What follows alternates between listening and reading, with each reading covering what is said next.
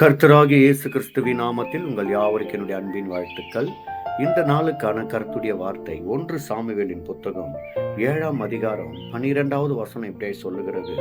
அப்பொழுது சாமுவேல் ஒரு கல்லை எடுத்து அதை மிஸ்பாவுக்கும் சோனுக்கும் நடுவாக நிறுத்தி, இம்மட்டும் கர்த்தர் எங்களுக்கு உதவி செய்தார் என்று சொல்லி அதற்கு எபினேசர் என்று பெயரிட்டான். ஆமென்.